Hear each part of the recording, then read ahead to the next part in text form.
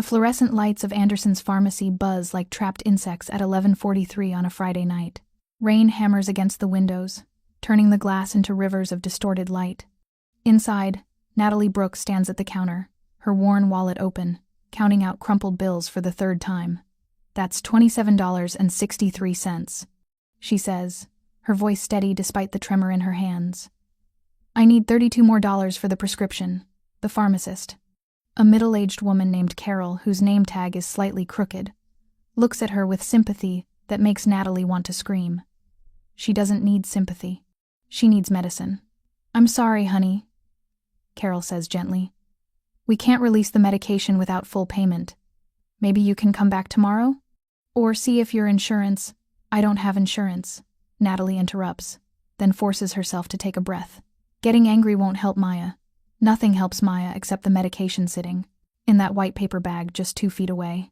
If you're enjoying this story so far, don't forget to hit the like button and subscribe. Drop a comment telling me where in the world you're watching from. I love hearing from you. And tomorrow might be too late. She can feel the other customers watching. A young couple near the greeting cards. An elderly man browsing the vitamin aisle. All of them probably wondering what kind of mother can't afford $32 to save her child. The kind who's already spent every penny on hospital bills, Natalie thinks. The kind who chose between electricity and groceries this month and chose groceries because a 7-year-old needs to eat. The kind who works double shifts at 2 different diners and still comes up short because medical debt has teeth that never stop biting. "Please," Natalie says, and she hates the crack in her voice. "My daughter has a severe infection," the doctor said. "Without antibiotics, it could spread to her bloodstream. She's already running a fever of 103. I have a babysitter with her now, but I promised I'd be back with medicine an hour ago." Carol's expression softens even more, which somehow makes it worse. "Let me see if I can talk to the manager. Maybe we can work out a payment plan." "How long will that take?" "Well, he's not here tonight, so you'd need to come back tomorrow morning and—" "I can't wait until tomorrow morning." Natalie's vision blurs. She presses her palms against the counter, forcing herself to stay upright. She hasn't eaten since breakfast, hasn't slept more than 4 hours in 3 days. Maya's been sick for a week, getting worse each day, and the emergency room doctor had written the prescription with a look that said, "This is serious." "Ma'am, I understand, but there's nothing I can do without authorization. What if I leave something as collateral?" Natalie pulls off her watch. It's cheap, already missing half the paint on the band, but it's all she has. "Or my phone. It's not new, but it works. You can hold it until I get the money." Carol looks pained. "We don't do collateral. I'm truly sorry." The young couple has moved closer, pretending to examine thermometers while clearly listening. The man whispers something to his girlfriend. She nods, reaches into her purse. "Excuse me," the girlfriend says, approaching the counter. She's maybe 25, wearing yoga pants and a Northwestern hoodie. "I couldn't help overhearing. How much do you need?" Natalie's throat tightens. $32, but I can't. Here. The woman pulls out 2 20s. "Please, take it." "No." The word comes out sharper than Natalie intends. She softens her tone. "That's incredibly kind, but I can't accept that. Your daughter needs medicine, and I'll get it for her." Natalie straightens her spine. "I just need to figure out how." The boyfriend joins them, also pulling out his wallet. "Look, we're happy to help. It's no big deal." But it is a big deal. It's charity, and Natalie has spent 7 years building a life where she doesn't need anyone's charity, where she can take care of Maya on her own, even when Maya's father decided fatherhood wasn't for him and disappeared before their daughter's first birthday, even when her own parents cut her off for keeping a baby she couldn't afford, even when the world kept pushing her down and she kept getting back up. "I appreciate the offer," Natalie says firmly, "but we'll be fine." The woman exchanges a glance with her boyfriend. They retreat back to the greeting cards, whispering. Natalie can feel their confusion, maybe even their judgment. Why would she refuse help when her daughter needs medicine? Because accepting it means admitting defeat, means admitting she's failed. "Ma'am," Carol says quietly, "I really do need to help other customers. If you can come back tomorrow, I'll find the money tonight." Natalie scoops her crumpled bills back into her wallet. "Can you hold the prescription for me? Just for a few hours?" "Of course. We're open until midnight. 67 minutes. Natalie nods and turns toward the door, her mind already racing through impossible options. From the back of the pharmacy, near the prescription pickup window, a man has been watching this entire exchange. He's tall, well-dressed in a dark suit despite the late hour, with the kind of presence that makes people instinctively step aside. His hair is black with silver at the temples, and his eyes are dark, calculating, missing nothing. Dominic Santoro has come to this pharmacy for insomnia medication. A prescription he doesn't really need, prescribed by a doctor on his payroll, because he can't tell anyone that the head of the Santoro crime family hasn't slept through the night in 5 years. That guilt and violence and the weight of running an empire built on blood keeps him awake, staring at ceilings, counting sins instead of sheep. He should have sent Marco or Thomas. Should have stayed in his office in Little Italy, reviewing territory reports and planning the response to the Moretti family's latest incursion into Santoro waste. Management contracts. But he needed to get out, to move, to do something that felt normal for just 20 minutes. And then he heard a woman's voice crack as she begged for medicine for her daughter. Dominic has done terrible things. He's ordered deaths, sanctioned violence, built his power on fear and respect, earned through brutality. He took over the Santoro family at 26 when his father was killed in a territory dispute, and he's spent 12 years since then consolidating power, eliminating rivals, expanding operations. He's a man people fear, a man who makes problems disappear. But hearing that woman's voice, hearing her refuse charity even when her daughter needed medicine, something shifted in his chest. Something he thought had died years ago. He watches her walk toward the door, shoulders straight despite obvious exhaustion, pride intact even in defeat. She's young, maybe late 20s, with dark hair pulled back in a messy ponytail and clothes that have been washed too many times. There's a stain on her jacket sleeve. Her shoes are worn at the heels, but she holds herself like a queen, dignity unbroken by circumstance. Dominic makes a decision. He approaches the counter, pulling out his wallet. The pharmacist looks up, recognition flickering in her eyes. Everyone in this neighborhood knows who Dominic Santoro is. The Santoros have controlled the near north side for 3 generations. Carol's cousin probably works in one of their restaurants. Her nephew might be employed by Santoro Construction. The family is woven into the fabric of this community, both feared and respected. The woman who just left, Dominic says quietly. The prescription she couldn't afford. I'm paying for it. Carol's eyes widen. Mr. Santoro, that's very generous, but she was quite clear about not accepting help. She doesn't need to know it's help. Tell her the insurance company made an error, covered it after all. Tell her whatever you need to tell her. But she leaves here tonight with that medicine. He pulls out $300 bills. More than enough. And Carol? This conversation never happened. Of course, Mr. Santoro. Carol takes the money with trembling hands. Should I give her your name? No. She doesn't need to know who paid. She just needs to know her daughter will be okay. Dominic turns to leave, then pauses. What's her name? Natalie Brooks. And her daughter is Maya. 7 years old. Natalie Brooks. The name settles into his mind like it belongs there. Dominic walks out into the rain where Marco is waiting by the black SUV, scanning the parking lot with the perpetual vigilance of a man who's seen too many ambushes. Boss, Marco acknowledges. Get what you needed?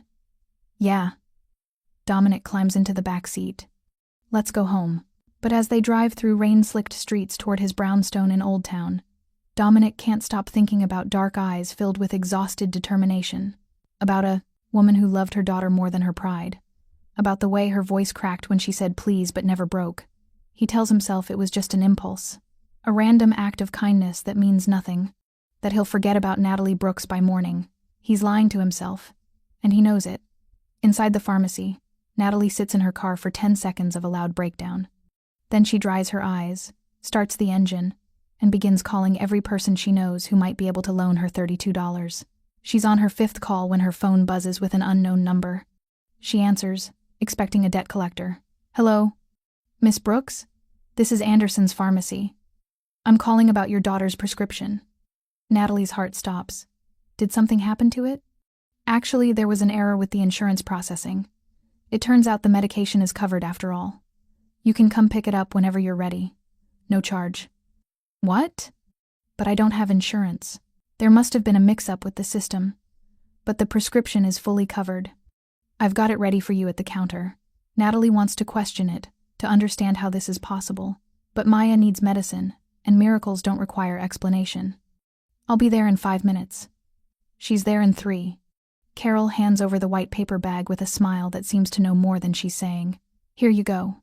I hope Maya feels better soon. Thank you, Natalie whispers, clutching the bag like it's made of gold. Thank you so much. As she drives home to her tiny apartment in Uptown, medication secured, Natalie wonders about the error that saved her tonight. Insurance companies don't make errors in her favor. Systems don't suddenly decide to cover things they previously denied. Someone helped her. Someone paid. But who? And why? She'll never know that in a brownstone on the Gold Coast, Dominic Santoro is staring out his window at the Chicago skyline, thinking about a woman he's never spoken to but can't stop seeing. A woman who's already changing him in ways he doesn't yet understand. 3 days later, Maya's fever breaks. The antibiotics work, and color returns to her daughter's face. Natalie finally sleeps for more than 4 hours, collapsing into exhausted relief on her worn couch, while Maya watches cartoons, healthy and happy again. She tries to forget about the pharmacy, about the mysterious insurance coverage that made no sense. She has enough to worry about without adding unsolvable mysteries to the list. But the universe isn't done with Natalie Brooks yet. A week after the pharmacy incident, Natalie is working the breakfast shift at Rosie's Diner on Clark Street when 3 men in expensive suits walk in. They don't belong here. This is a working-class neighborhood, the kind where suits mean either court dates or funerals, not casual Tuesday morning breakfast. The men take a booth in Natalie's section.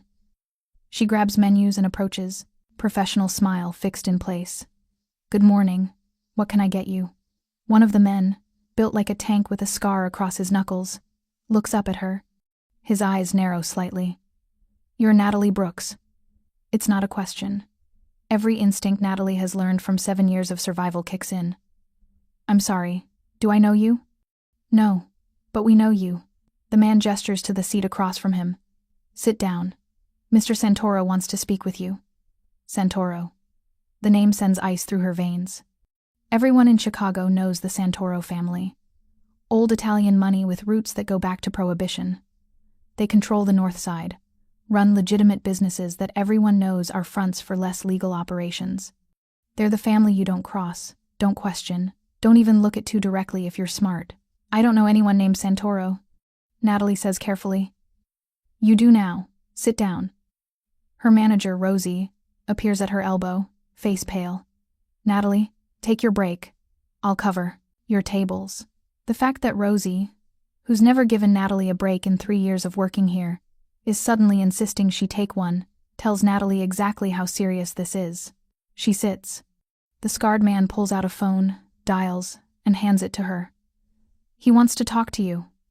Natalie takes the phone with shaking hands. Hello? Miss Brooks. The voice is low, controlled, with an Italian accent that makes her name sound like music. Don't be afraid. I'm not here to threaten you. I want to offer you something. Who are you? Dominic Santoro. I own the building your diner operates in, along with most of the commercial real estate on this block. He pauses. I also paid for your daughter's medication last week. At Anderson's pharmacy. Natalie's breath catches. That was you? Yes. I overheard your conversation with the pharmacist. I saw you refuse help from strangers. Saw you prepare to fight for your daughter alone. I admired that. So I made sure you got what you needed. Why? Because I could. Because your daughter shouldn't suffer because the system is broken. Because, he trails off. Because you reminded me that there are still people in this world who fight with dignity. What do you want from me? I want to offer you a job. Natalie's laugh is sharp, disbelieving. A job? Yes. I need someone who can manage household staff for one of my properties. Someone organized, responsible, someone who understands how to prioritize and handle pressure. You've been working 2 jobs while raising a daughter alone. You've kept your life together despite circumstances that would have broken most people. That's exactly the kind of person I need. You want to hire me to manage your household staff? That's what this is about? I'm offering you $60,000 a year, health insurance for you and Maya, dental, vision, a company car. And housing. There's a guest house on the property that would be yours and Maya's. Private, secure, fully furnished. $60,000 a year. Natalie makes $22,000 working 2 jobs. Health insurance alone would save her hundreds a month. Housing would eliminate her biggest expense. There has to be a catch, she says. The catch is that you'd be working for me. For the Santoro family. I won't lie to you about what that means. My family's business isn't all restaurants and real estate. We operate in gray areas. We have enemies. We have obligations that aren't always legal. If you work for me, you're associated with that world. People will treat you differently. Some will fear you. Some will try to use you to get to me. So why would I say yes? Because your daughter deserves better than a mother working herself to death for scraps. Because you deserve a life where you're not one emergency away from losing everything. Because I'm offering you security and safety and a chance to breathe. His voice drops lower. And because I keep my people safe. If you work for me, you're under Santoro protection. Nothing touches you without going through me first. Natalie should say no, should hang up, walk away, forget this conversation ever happened. But she thinks about Maya, about the medication she couldn't afford, about the future stretching ahead of her filled with endless shifts and mounting debt and the constant fear of one more thing going wrong. Can I think about it? You have 48 hours. Marco will give you his number. When you've decided, call him. Dominic pauses. I hope you say yes, Miss Brooks. I think you'd be good for my family. And I know my family would be good for you. The line goes dead. Marco takes his phone back and slides a business card across the table. It's black with silver lettering. Just a name, Marco Rossi, and a phone number. 48 hours, Marco says. Boss doesn't make offers like this often. I'd take it seriously if I were you. They leave without ordering food. Natalie sits in the booth, staring at the business card, feeling like her life just tilted on its axis. That night, after putting Maya to bed, Natalie does what she always does when facing impossible decisions. She makes lists. Reasons to say no. Working for the Mafia, putting Maya in danger. Association with criminals. Risk to her future. Moral complications. Reasons to say yes. $60,000, year nearly triple current income.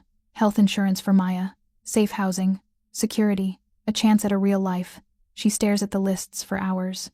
Then she looks around her apartment. The ceiling that leaks when it rains. The radiator that only works half the time. The door that doesn't lock properly. The neighborhood where she hears sirens every night and keeps Maya inside after dark.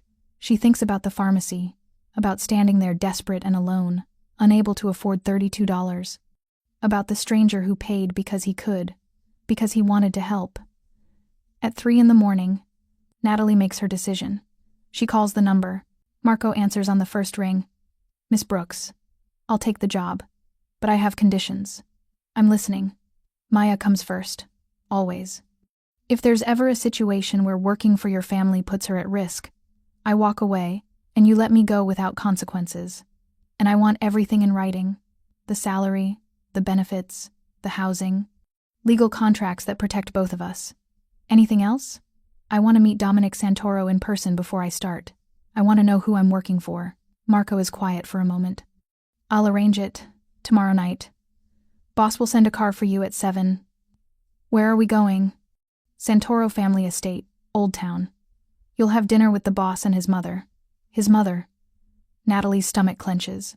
This is really happening. Yeah. Welcome to the family, Miss Brooks. The car that arrives at 6:45 is a black Mercedes with tinted windows. The driver is a young man who introduces himself as Thomas and treats Natalie with unexpected courtesy, opening doors and asking about Maya, as if he genuinely cares. She's with my neighbor tonight, Natalie says, smoothing her dress. It's the nicest thing she owns, a simple navy shift she bought at Goodwill 3 years ago. It feels inadequate for wherever they're going. Mrs. Santoro is excited to meet you, Thomas says. She doesn't get many new people at dinner. Fair warning, she'll probably feed you until you can't move. Is that normal? That's Italian grandmothers, Thomas grins. Don't refuse anything she offers or she'll be offended. They drive through Chicago as the sun sets, heading toward Old Town. The houses get bigger, the streets quieter. They turn onto a tree-lined street where every property is worth millions, and pull up to a wrought iron gate that opens automatically. The Santoro estate is a 4-story brownstone that takes up half a block. There's a private garden. If you're hooked on this story, make sure to subscribe and turn on notifications so you never miss an upload. Your support means everything and helps me bring you more emotional stories like this one. A fountain, enough security cameras to make Fort Knox jealous. Lights glow in the windows, warm and inviting, at odds with the obvious wealth and power. Thomas leads her inside, and Natalie's first impression is of old-world elegance. Dark wood, marble floors, artwork that's probably worth more than she'll make in a lifetime.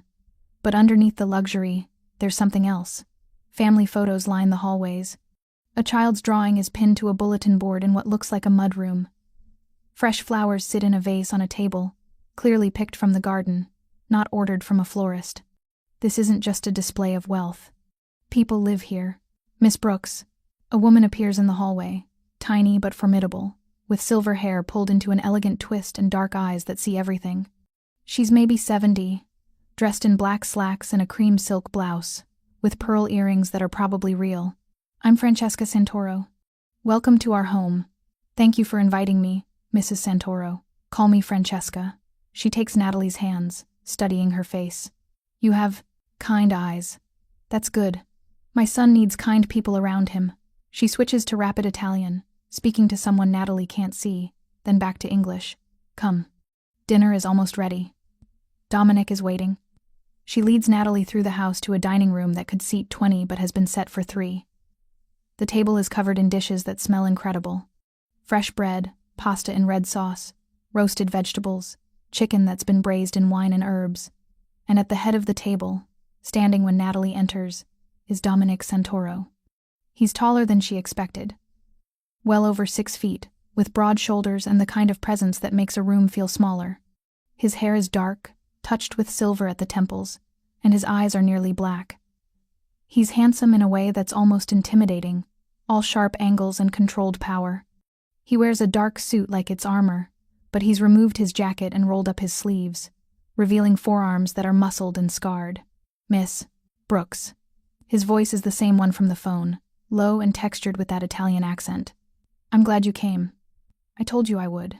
People say many things. Following through is rarer. He gestures to a chair. Please sit. My mother has been cooking all day. The meal is extraordinary. Francesca serves course after course, speaking in a mix of English and Italian, asking Natalie questions about Maya, about her life, about her family. It should feel like an interrogation, but somehow it feels like being welcomed. Your daughter is 7? Francesca asks, ladling more pasta onto Natalie's plate despite her protests that she's full. Yes. She'll be 8 in March. Same age as my Dominic when his father brought him to this house for the first time. Just a little boy, but already so serious. So much responsibility on small shoulders. Francesca's expression softens with memory. He needed someone to love him the right way, to teach him that strength doesn't mean cruelty. Mama, Dominic says gently, you're embarrassing me. Good. You should be embarrassed. 40 years old and still no wife, no children. Your father would be ashamed. My father would understand I've been busy running the family business he left me. Business. Francesca waves a hand dismissively. Always business, never life. She turns to Natalie. You'll be good for him. I can see it already. Natalie flushes. I'm just here about the job, Mrs. Santoro. Francesca. And jobs are how all good things begin. My husband hired me to work in his restaurant. Look what happened. She stands, beginning to clear plates. I'll make coffee. You two talk. After she leaves, Dominic refills Natalie's wine glass. I apologize for my mother. She's enthusiastic. She's lovely. Natalie takes a sip of wine. It's probably expensive, though she wouldn't know the difference. Is she always like that? Only when she likes someone, which is rarer than you'd think. Dominic leans back in his chair. So, you said yes? I'm glad. I said yes because I need the job. Let's be clear about that. I'm not here because I approve of what you do or because I think working for a crime family is a good idea. I'm here because my daughter deserves a future, and I can't give her one working for minimum wage. I appreciate the honesty. Dominic's smile is slight. I'd rather have someone who's clear about their motivations than someone who pretends this is anything other than what it is, a transaction. Security for service. What exactly would my job entail? Managing household staff for this property and 2 others I own. Coordinating schedules, handling payroll, ensuring everything runs smoothly. You'd also occasionally coordinate events, family dinners, business meetings, things like that. It's legitimate work, Natalie. I'm not asking you to do anything illegal, but I'd be around illegal things. Possibly, I won't lie. My business involves operations that aren't entirely above board. You might overhear conversations. You might meet people who are connected to less savory aspects of my family's interests. But you wouldn't be implicated in anything. Your job is household management, that's all. And if I see something I don't want to see, then you keep it to yourself. That's part of working for my family. Omerta. The code of silence. What you see here, what you hear, it stays here. You never talk to police, never testify, never break the family's confidence. His eyes are serious. Can you live with that? Natalie thinks about it, about all the things she's already learned to live with. Yes, good. Then you start Monday. Marco will help you move your things into the guest house this weekend. It's on the property, separate entrance, complete privacy, fully furnished. But you can change anything you want. He slides a folder across the table. Your contract. Everything we discussed. Salary, benefits, housing. Review it. If you have questions, ask. If you want changes, we'll negotiate. Natalie opens the folder. The contract is professionally typed, comprehensive, exactly what he promised. More than he promised, actually. There's an education stipend for Maya, a retirement account, vacation time. This is generous. I take care of my people. That's not charity, Natalie. It's how family works. You work for me. You're under my protection. And that means I make sure you're taken care of. I'm not family. Not yet. His smile is warmer now. But you will be. That's how it works. You start as an employee. But if you're loyal, if you prove yourself, you become part of something bigger. Part of the Santoro family. The way he says it makes it sound like both a promise and a warning. After dinner, Dominic walks Natalie through the guest house. It's attached to the main brownstone but has its own entrance, its own small garden. Inside, it's beautiful. Hardwood floors, modern kitchen, 2 bedrooms upstairs, a bathroom with a tub big enough for Maya to swim in. This is too much, Natalie whispers. It's what you deserve. Dominic shows her the security system. The property has guards on rotation 24/7. Cameras cover every angle. There's a panic button in every room that connects directly to my security team. You and Maya will be safe here. Why are you doing this? Because I can. Because you need it. Because... He pauses, seeming to choose his words carefully. Because when I saw you in that pharmacy, refusing help even when you were desperate, I saw something I don't see often in my world. Dignity. Strength that doesn't require cruelty. Love that's stronger than pride. I wanted to help then. I want to help now. I'm not a charity case. I know. That's why I'm hiring you, not just giving you money. You're earning this, Natalie. Every dollar, every benefit. And in return, you'll make my life easier. That's a fair exchange. He's standing close enough that Natalie can smell his cologne, something expensive and understated. She should step back, maintain distance, remember that this is her boss, and a crime boss at that. But she doesn't step back. I'll do a good job, she says. You won't regret hiring me. I don't think I will. His eyes are dark, intense, studying her face like he's memorizing it. Welcome to the Santoro family, Natalie Brooks. 3 months later, Natalie has settled into a life she never imagined. The guest house is home now. Maya thrives in her new school, making friends, bringing home artwork covered in A+ stickers. Natalie's job is demanding but manageable. Coordinating staff for 3 properties, planning events, handling the endless logistics of running a crime lord's household. She meets the rest of the Santoro family gradually. Dominic's younger brother, Luca, who runs the construction side of the business. His sister, Gianna, who manages the restaurants. His uncle Sal, who handles waste management and doesn't talk about what that really means. His cousin Tony, who oversees protection services for businesses in Santoro territory. They accept her cautiously at first, this outsider who's suddenly managing their family's homes. But Natalie wins them over with competence and discretion. She never asks questions about the business. Never comments on the meetings that happen in Dominic's study at odd hours. Never mentions the men with guns who sometimes appear at the estate. She just does her job, takes care of Maya, and tries not to notice how often Dominic finds reasons to talk to her. Because he does find reasons. He asks her opinion on art for the guest room. He brings Maya gifts, books, art supplies, a dollhouse that probably costs more than Natalie made in a month at the diner.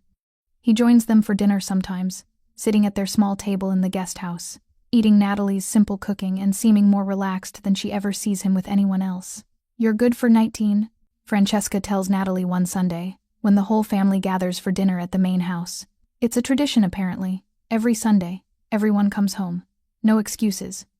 He smiles more, laughs sometimes. He hasn't done that in years. "I'm just his employee," Natalie says. "For now," Francesca pats her hand. "But my son doesn't look at employees the way he looks at you." Natalie knows Francesca is right.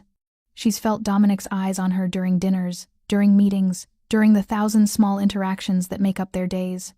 She's felt the charge in the air when they're alone, the way conversations stretch longer than necessary, the way his hand lingers when he helps her with her coat.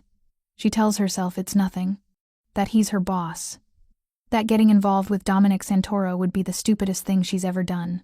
But her heart doesn't care about smart decisions. 4 months after she started working for Dominic, everything changes. Natalie is in the main house kitchen, coordinating dinner for a business meeting, when Marco appears at her side. "Boss needs you in his study. Now." The urgency in his voice makes Natalie's stomach clench. "What's wrong? Just come." Dominic's study is full of men. Luca, Tony, Sal, and several others Natalie recognizes as enforcers. They're all armed. Dominic stands behind his desk, his expression darker than she's ever seen it. "Close the door," he says when Natalie enters. She does. "What's happening?" "The Moretti family. They're making moves on our territory. Aggressive moves. They hit 3 of our businesses last night. Burned down a restaurant in Little Italy. Put 2 of our guys in the hospital."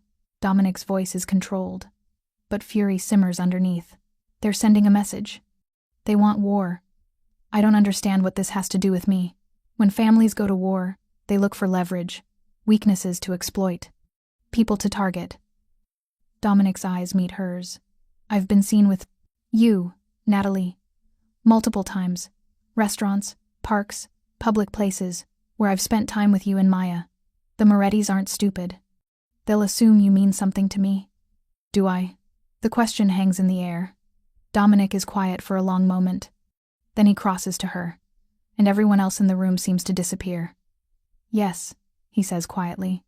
"You do. You mean something to me, and that makes you a target." Natalie's heart races. "What does that mean?" "It means I'm putting you under 24/7 protection. Marco will be with you whenever you leave the estate. Thomas will shadow Maya. No exceptions. It means you don't go anywhere without clearing it with my security team first. And it means," he reaches out, cupping her face, "it means I need to know if you'll stay, if you'll accept this protection. Because if the Morettis come after you to hurt me, I need to know you're safe." "You're asking if I'll let you protect me. I'm asking if you trust me." His thumb brushes across her cheekbone. "I know this is terrifying. I know you didn't sign up for this. But Natalie, I can't let anything happen to you. I can't let them hurt you or Maya because of me." Natalie should pull away, should quit, take Maya, disappear to somewhere safe. But she looks into Dominic's eyes and sees genuine fear. Not for himself. For her. "I trust you," she whispers. "I'll stay." Relief floods his expression. He pulls her into his arms, and Natalie allows herself to sink into his embrace. He's warm and solid, and for the first time in 7 years, she doesn't feel alone. "I'll keep you safe," Dominic murmurs against her hair. "I promise. Nothing will touch you." From across the room, Luca clears his throat. "Boss, we need to discuss the response." Dominic releases Natalie reluctantly. "Go back to the guest house. Pack a bag for you and Maya. You're moving into the main house until this is resolved. Guest room's on the 3rd floor. Marco will help you."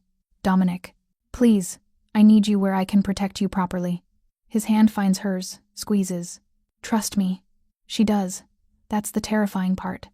That night, with Maya asleep in a bedroom bigger than their old apartment, Natalie stands at the window watching the Santoro Estate's security patrol the grounds. She's in a world she doesn't understand, facing dangers she can't predict, protected by a man who kills for a living. And she's falling for him. God help her. She's falling for Dominic Santoro. The war with the Morettis escalates quickly. Over the next 2 weeks, there are 3 more attacks on Santoro businesses. A construction site is sabotaged. A warehouse burns. 2 Santoro soldiers are killed in an ambush in Bridgeport. Dominic responds with controlled fury. Natalie doesn't know the details, doesn't ask, but she sees the results. Moretti businesses close. Their associates disappear. Territory that was disputed becomes unquestionably Santoro. But the violence takes a toll. Dominic comes home late, exhausted, sometimes with blood on his clothes that isn't his.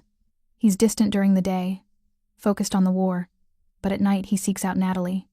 They talk in his study, her presence seeming to calm something in him. I'm tired, he admits one night after a particularly brutal day.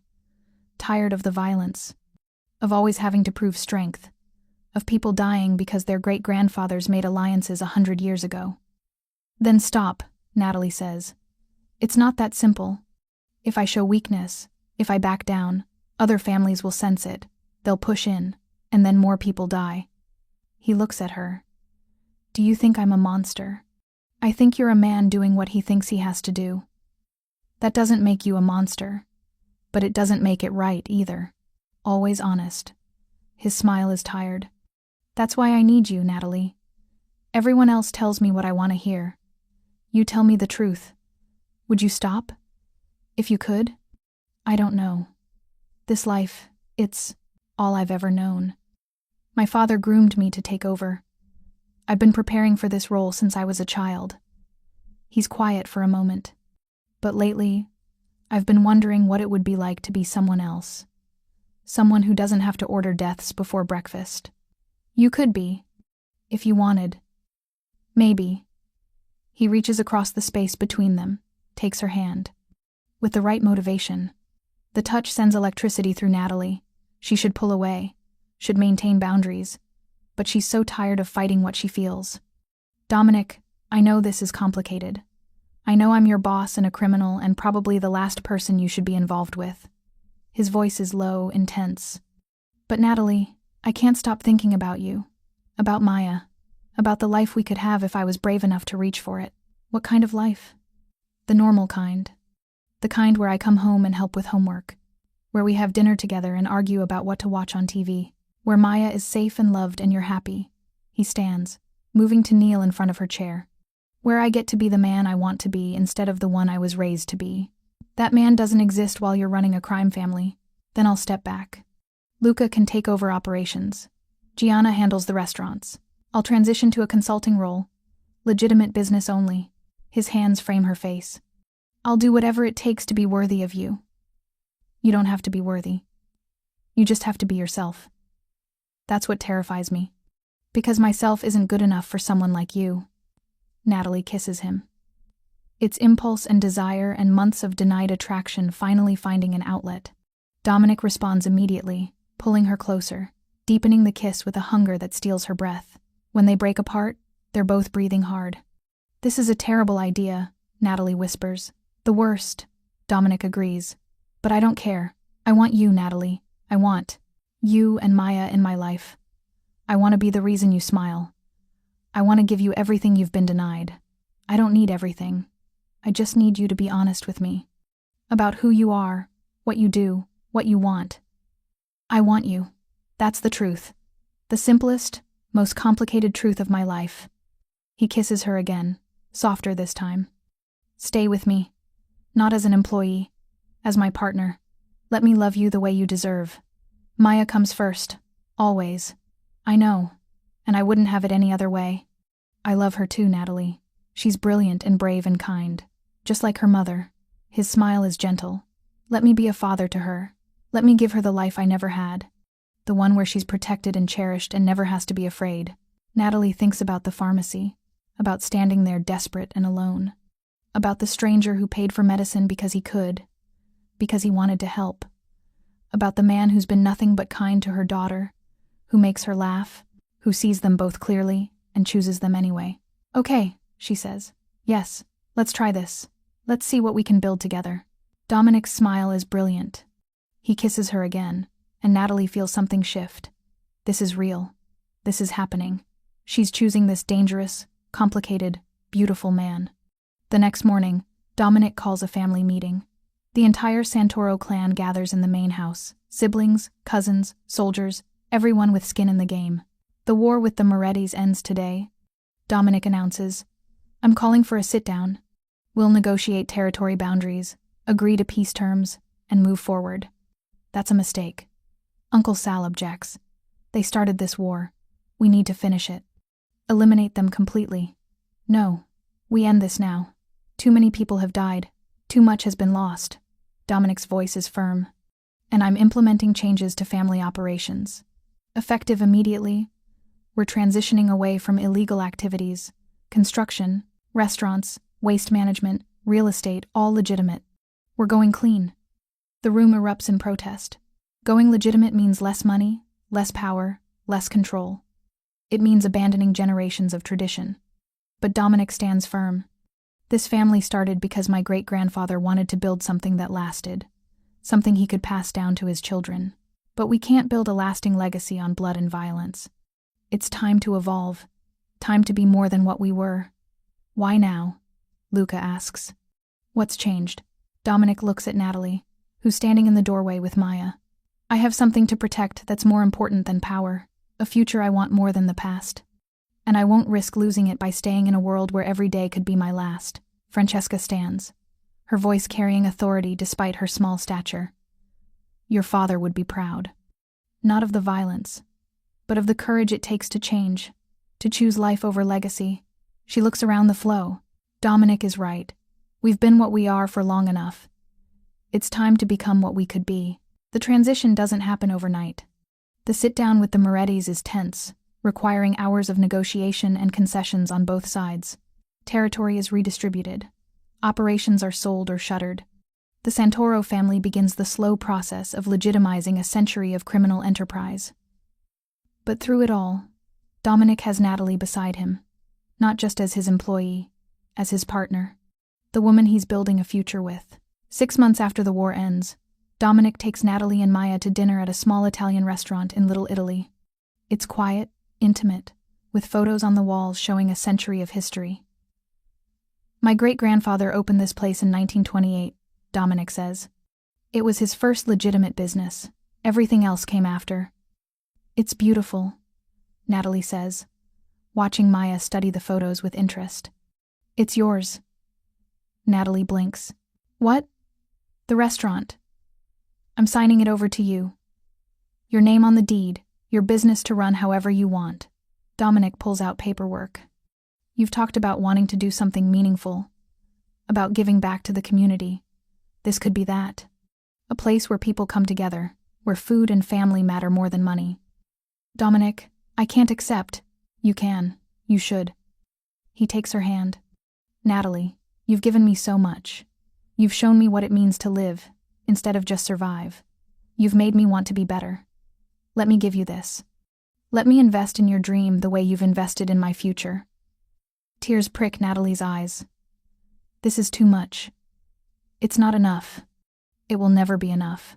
He stands, pulls a small box from his pocket, and drops to one knee right there in his great-grandfather's restaurant. Maya gasps. "Mama, he's proposing." "Yes, he is." Dominic opens the box to reveal a ring. Simple, elegant, perfect. "Natalie Brooks, will you marry me? Will you let me be your husband and Maya's father? Will you build a life with me that's better than anything either of us imagined?" Natalie looks at this man who's transformed from a dangerous stranger into someone she loves. Someone who's choosing to change, to grow, to build instead of destroy. Someone who sees her daughter as precious and treats her with kindness. "Yes," she says, pulling him to his feet. "Yes, I'll marry you." He slides the ring onto her finger and kisses her while Maya cheers and the restaurant staff applauds. And Natalie thinks about the pharmacy, about that desperate moment when she had no options and no hope, about the stranger who paid because he could, about the man who's been saving her ever since. They marry 3 months later in the garden of the Santoro estate. It's a small ceremony, just family and close friends. Maya is the flower girl, taking her role very seriously. Francesca cries through the entire ceremony. Luca stands as best man, giving a speech about how Natalie made his brother human again. When Dominic and Natalie exchange vows, they write their own. I promise to protect you, Dominic says, to value you, to never take for granted the gift of your trust. I promise to be a father to Maya, to love her as my own. And I promise to keep choosing to be better, to build a life worth living, because you made me believe it's possible. Natalie's vows are equally honest. I promise to see you clearly, the good and the complicated and everything in between. I promise to be your partner, to challenge you when you need it and support you always. I promise to build this life with you, to trust in what we're creating together. And I promise to never forget the man who paid for medicine when I had nothing, who saw me at my lowest and chose to help. The reception lasts until dawn, filled with food and laughter, and the joy of a family celebrating new beginnings.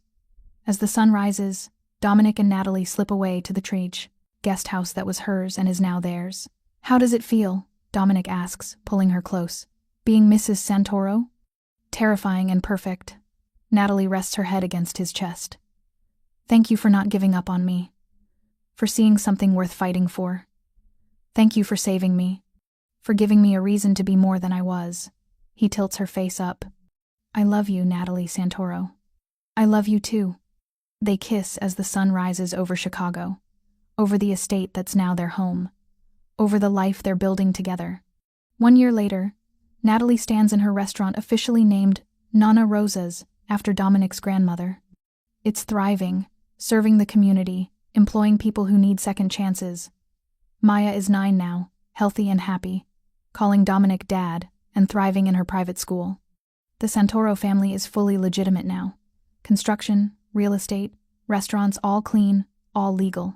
Dominic works regular hours, comes home for dinner, coaches Maya's soccer team. He's still intense, still powerful, but he's also present. Happy. They're expecting their first child together. A boy, due in March. As Natalie locks up the restaurant, she thinks about the pharmacy. About the moment her life changed. About the stranger who became her husband, who gave her everything she needed and more. Carol, the pharmacist, still works at Anderson's. Natalie visits sometimes, bringing pastries from the restaurant. Carol knows who Natalie married, knows what it means. You did good, Carol tells her during one visit. He's a good man. I can see it in the way he treats you. He is. Natalie touches her rounded stomach where their son is growing. The best. That night, Dominic finds Natalie in the nursery they're preparing. Hey, what are you thinking about? About the pharmacy. About how one moment changed everything. That night changed me too. He wraps his arms around her from behind. I saw you fighting for your daughter, refusing to give up, and something in me woke up. Something that had been asleep for years. You reminded me what it means to care about something more than power. I'm glad you were there. Glad you helped. I'm glad you let me. He kisses her temple. I'm glad you took a chance on a man who didn't deserve it but was desperate for redemption. You deserved it. You just needed someone to see it. And you did. You saw past the reputation to the person underneath. You gave me a reason to be better. His hand rests on her stomach. You gave me a family, a future. Everything I'd given up hoping for. Maya appears in the doorway, already in pajamas. Are we doing movie night? Absolutely. Dominic scoops her up, making her giggle. What are we watching? Moana. I want to watch Moana. They settle on the couch together, Dominic, Natalie, Maya, and the baby who will join them soon. They're a family, not the traditional kind. Not the kind Natalie imagined standing in that pharmacy, desperate and alone. But they're real. They're happy. They're choosing each other every day. And that's more than Natalie ever dreamed possible.